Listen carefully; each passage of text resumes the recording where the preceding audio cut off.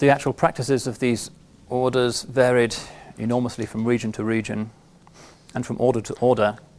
Some of them were really very sober and focused almost exclusively on the outward practices of the religion, and were a little bit nervous about introducing new mystical practices. And some of these are actually today the religious orders that have survived best the twin storm of secularization and the fundamentalist movement.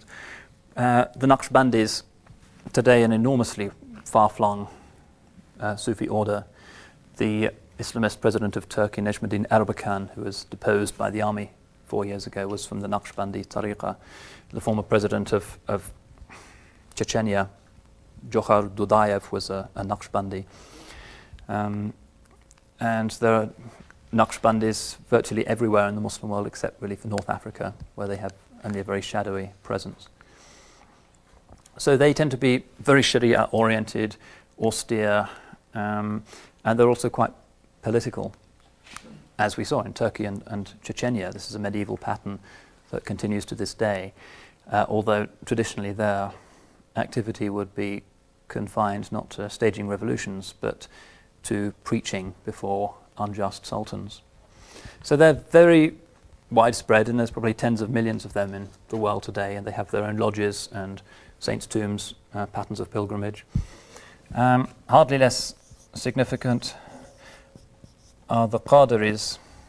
The Qadiris, unlike the Naqshbandis, have ramified into hundreds of suborders, most of which I think are still alive today, particularly in Turkey and the Balkans, but also in the subcontinent.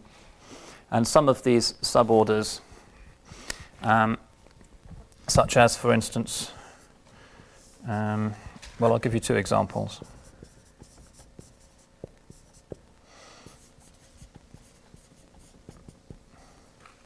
The Shadhiliyya,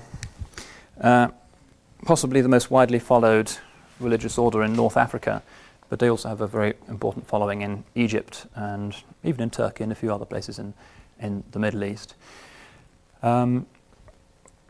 Again, often associated with preaching against unjust sultans. Historic function of religious leadership in the Muslim world has been, particularly for the Sufis, sticking up for the masses against unjust rulers. A lot of Palestinians are Shadhilis as well. And the Chishtiya are interesting in that they, in their zone of operation, which is really exclusively the Indian subcontinent, manifest one of the historically most important consequences of the institutionalizing of Sufism, which is missionary work. Islam is a missionary religion, but it doesn't really have missionary organizations in the Christian sense, but that task has been discharged mainly by the Sufi orders. So the Islamization of most of West Africa, East Africa, the Balkans, much of the subcontinent, and certainly Southeast Asia was actually done by itinerant Sufi preachers